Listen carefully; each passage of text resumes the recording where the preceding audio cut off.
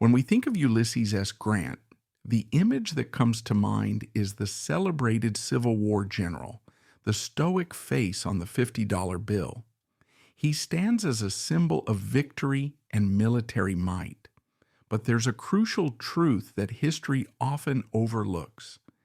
Behind that general was a woman without whom American history might have been very different. That woman was his wife, Julia Dent Grant.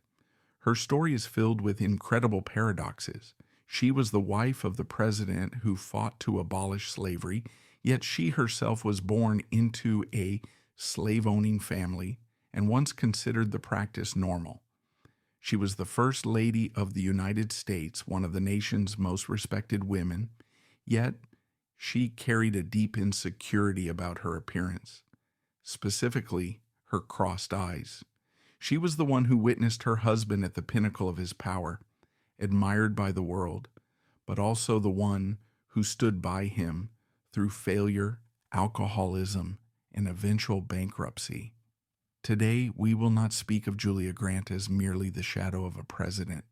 We will tell the story of a complex woman who accompanied her husband through his most glorious and bitter years.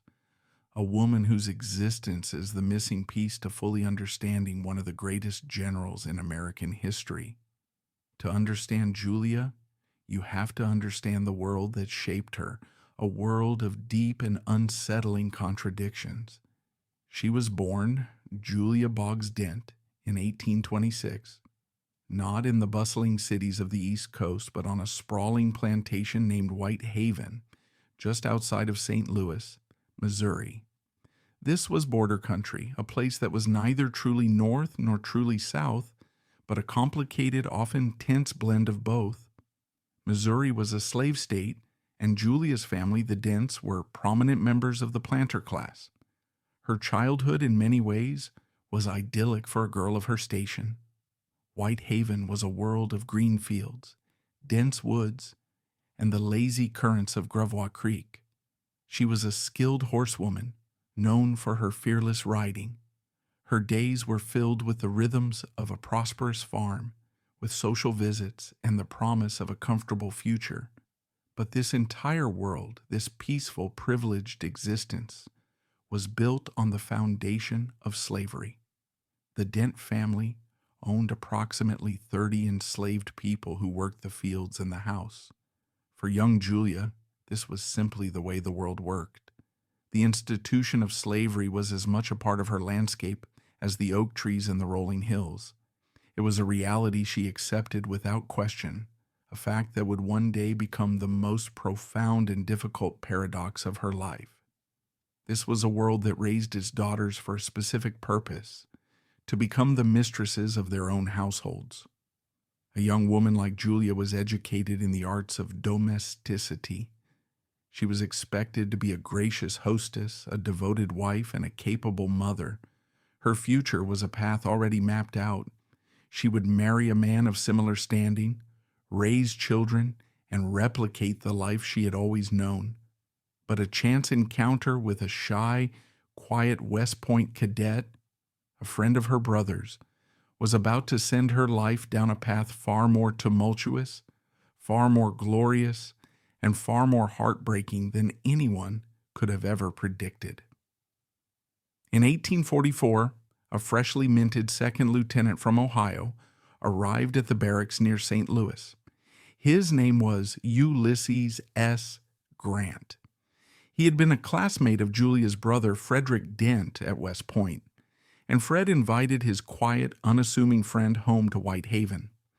Grant, a man who was often awkward and reserved in social situations, was immediately captivated by the vibrant, talkative, and fearless horsewoman he met there. And Julia, for her part, was intrigued by the young officer with the kind, steady eyes. There was, however, one thing about herself that Julia was deeply insecure about.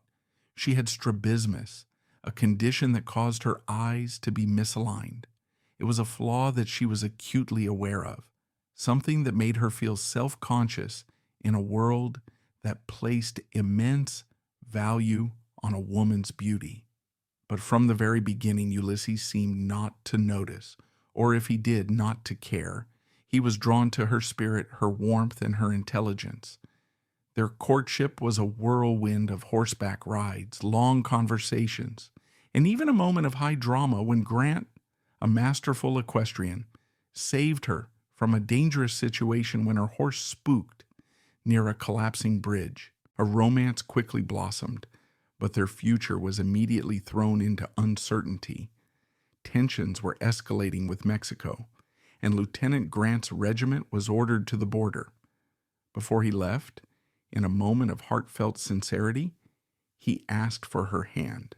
The young couple became secretly engaged. What followed was a 4-year-long test of their devotion. The Mexican-American War separated them for nearly the entire conflict. Their relationship was sustained by a stream of letters filled with longing, descriptions of their separate worlds, and promises of a future together. For Julia, it was a period of anxious waiting. For Ulysses, it was a trial by fire, where he served with distinction but grew to despise the nature of the conflict, which he saw as an unjust war of aggression. They were finally married in 1848, after the war had ended. Julia, now Mrs. Ulysses S. Grant, stepped into the life of a military wife, a life she knew would be filled with transfers and uncertainty. But the reality was even harder than she might have imagined. The decade that followed their wedding is often known as Grant's wilderness years. He was assigned to lonely, remote outposts on the West Coast, first in California and then in the Oregon Territory. The journey was too arduous for a pregnant Julia to make, so they were separated once again, this time for years. This was a period of profound misery for Grant. Isolated from his family, bored with the peacetime army, and financially struggling, he fell into a deep depression and began to drink heavily. His reputation suffered, and in 1854, he resigned his commission to avoid being dismissed. He returned to his family in Missouri a defeated man, a civilian with no clear prospects. The years that followed were a series of failures. He tried his hand at farming on a piece of land Julia's father gave them, a farm he ironically named Hard Scrabble. He failed. He tried selling real estate. He failed. He was reduced to selling firewood on the streets of St. Louis to support his growing family. Through all of this humiliation and despair, Julia's faith in him never wavered. While others, including her own father, saw Ulysses as a failure, a man without ambition or prospects, Julia saw the quiet, kind, and honorable man she had fallen in love with. She was his rock, his most ardent defender.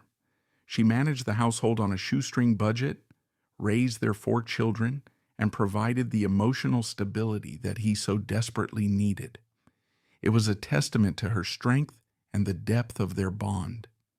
She believed in him when he had stopped believing in himself. It was a belief that would soon be vindicated in the most spectacular and violent way imaginable, as the nation itself began to crumble. The Julia Grant who emerges from the historical record is not a simple caricature. She was a woman of deep feeling, quiet resilience, and a set of beliefs that were as complex as the era she lived in. To truly connect with her, we have to look beyond the major events and see the person who lived through them. One of the most humanizing aspects of her personality was her deep-seated superstition. She was a firm believer in dreams, signs, and omens. Throughout her life, she recounted dreams that she believed foretold future events, from minor family matters to major turns in her husband's career. She once had a vivid dream about the fall of Vicksburg weeks before it happened. During the Civil War, she developed a sincere belief that her physical presence in his camp brought her husband good luck and ensured his victories. While generals and politicians saw Grant's success as a matter of strategy and logistics, Julia saw it in part as a matter of fate, a destiny she was helping to secure just by being near him. This wasn't arrogance. It was an expression of her profound connection to him and a way of coping with the immense anxiety of having a husband in constant mortal danger. Her love for him was the undisputed center of her universe. In her own memoirs, written late in her life, her adoration shines from every page. She referred to their life together as a long, happy summer. Even after his death, she wrote, "The light of his glorious fame still shines upon me and warms me." This was not the formal, distant language of a typical Victorian memoir. It was the heartfelt sentiment of a woman who had been part of one of history's great love stories. But the story that perhaps best captures the essence of their relationship and Julia's own quiet dignity is the one about her eyes. As her husband's fame grew, Julia became more and more of a public figure. With this came increased scrutiny, and she grew ever more sensitive about her strabismus. When Grant became president, the pressure was immense. She was now the First Lady, expected to be a model of grace and beauty for the entire nation. Just before the inauguration, a famous surgeon told her that a simple, minor operation could correct her eyes. She was thrilled and told her husband the news, expecting him to share her excitement. But Grant's reaction was not what she expected. He grew quiet and seemed distressed by the idea.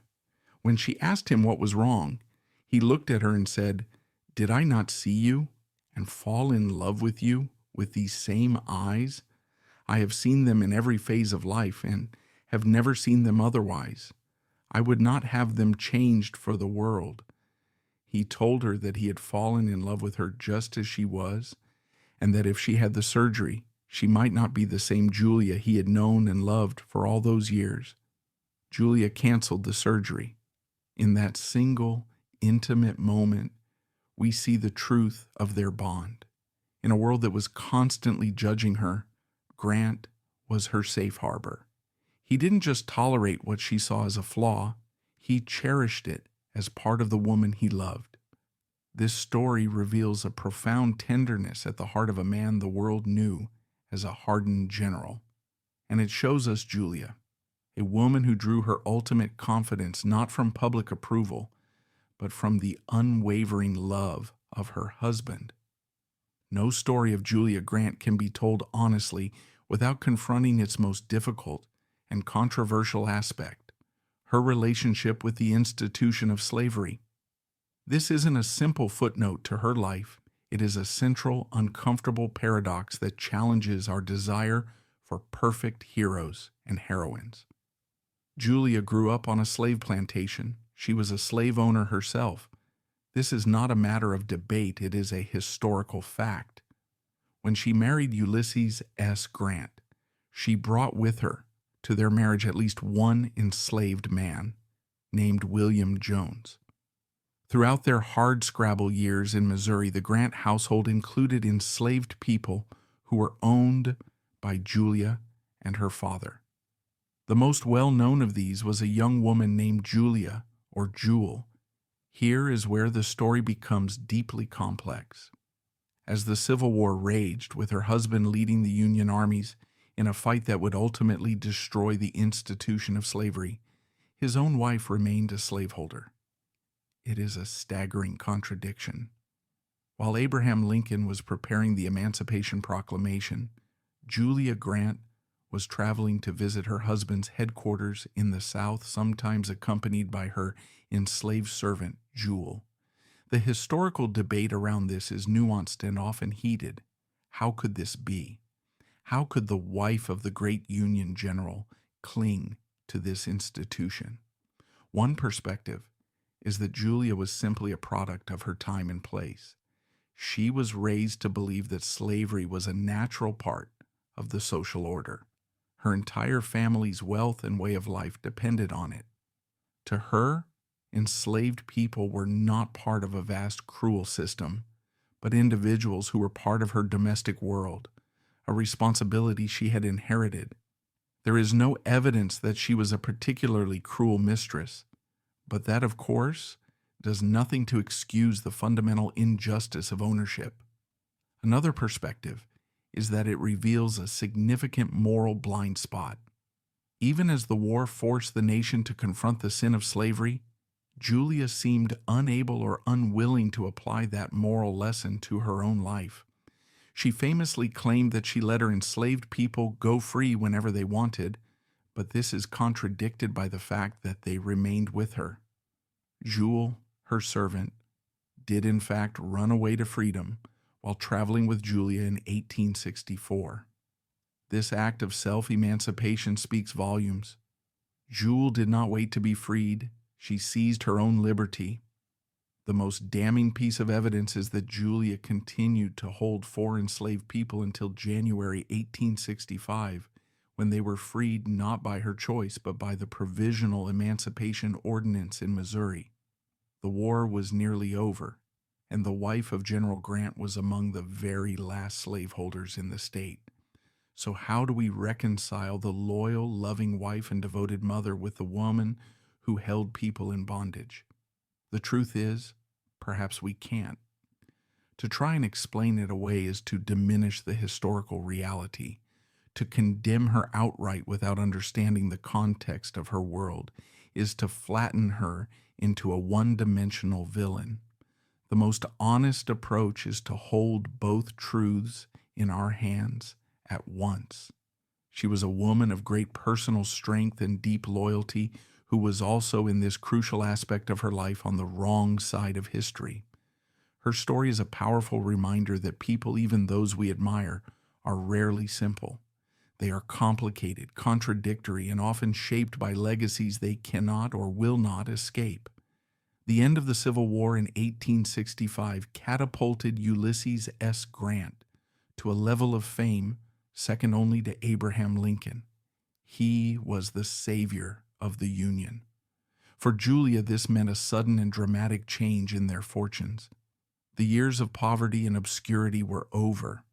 In 1868, her husband was elected the 18th President of the United States, and Julia Dent Grant, the girl from a Missouri plantation, became the First Lady. Unlike many of her predecessors who found the role to be a burdensome duty, Julia embraced it with undisguised delight. After decades of hardship, she reveled in her position as the nation's hostess. She oversaw a complete and often lavish redecoration of the White House.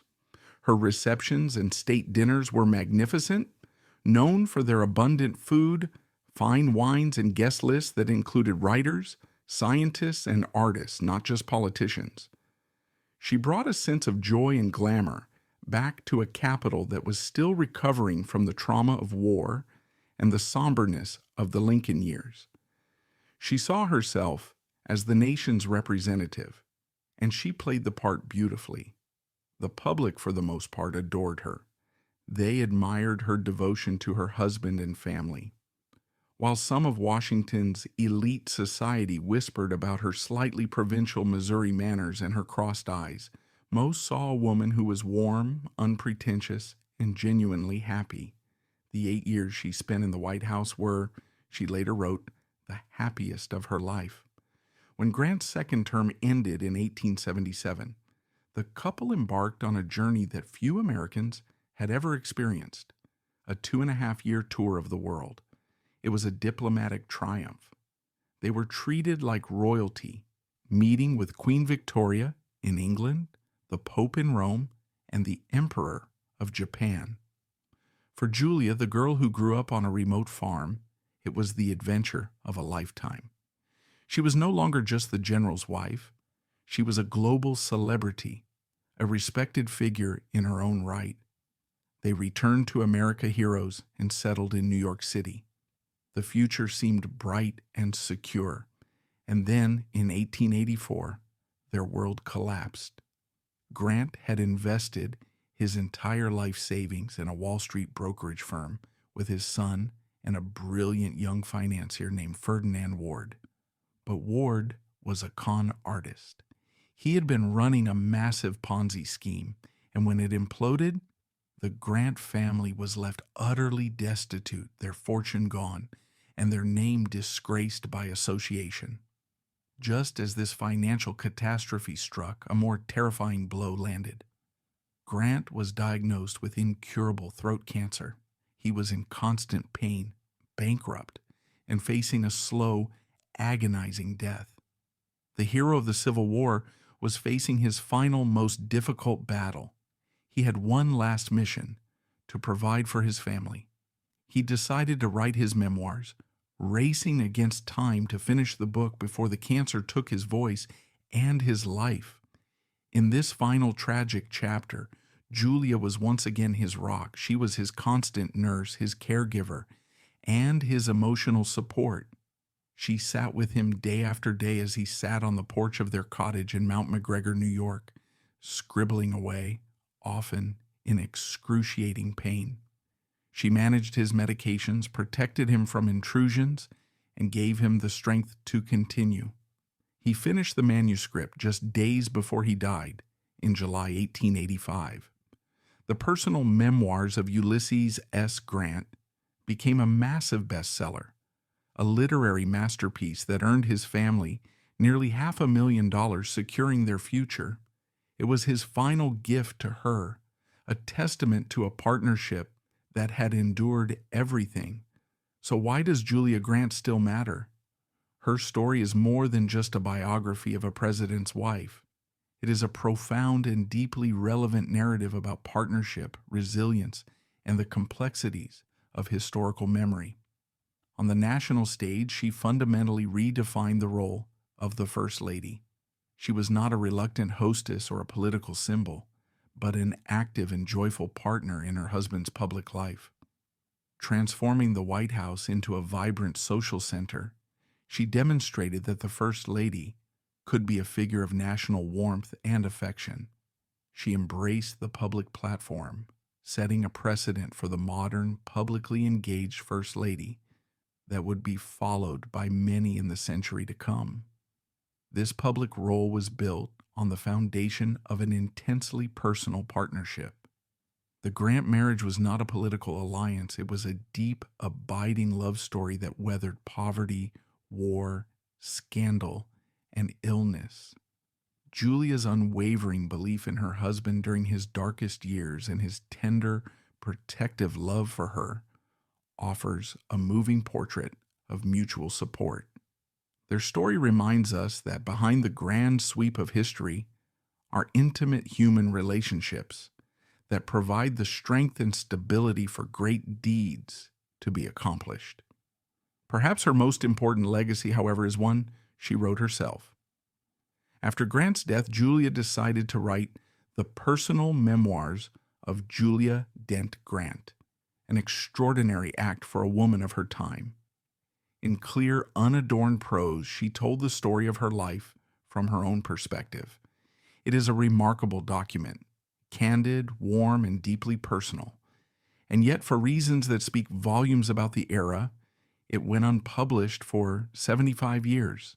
Publishers and even her own family felt her writing was too simple, too domestic, not important enough for the public, failing to see its true value. Her memoirs give us a rare, unfiltered look into the private world of a major historical figure, told by the person who knew him best. But more than that, they give a voice to Julia herself. The suppression of her book is a poignant example of how women's stories have historically been silenced or deemed less significant. Its eventual publication in 1975 was a victory, a reclamation of a voice that refused to be lost to the shadows. Because of her memoirs, Julia Grant is not just an object of history, she is a narrator. She tells her own story with all its joys, sorrows, and uncomfortable contradictions. In the end, Julia Grant's life was a testament to the power of a singular, unwavering belief. The world saw a plain woman with imperfect eyes. Her husband saw his indispensable partner, his anchor, the one person whose love gave him the strength to endure failure and the stability to command armies.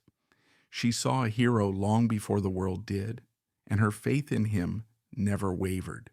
She would outlive her beloved Euless by 17 years, transforming from his partner in life to the steadfast guardian of his legacy. She passed away peacefully in 1902 at the age of 76, having completed her own memoirs to ensure their story was told. Her final wish was the ultimate testament to their bond, to be laid to rest beside him. Today she lies with her husband in the grand sarcophagus in Grant's tomb, a final eternal union that solidifies their place in history, not as individuals, but as a single, inseparable story. Her story is not one of political influence or social reform. It is a quieter, more intimate story, but no less powerful. It's the story of a love that spanned war and peace, poverty and unimaginable fame. It's the story of a woman who navigated a world of deep contradictions with a steadfast heart. She was a daughter of the Old South who became a symbol of the victorious Union. She was a woman who was insecure about her appearance but possessed a core of unshakable inner confidence.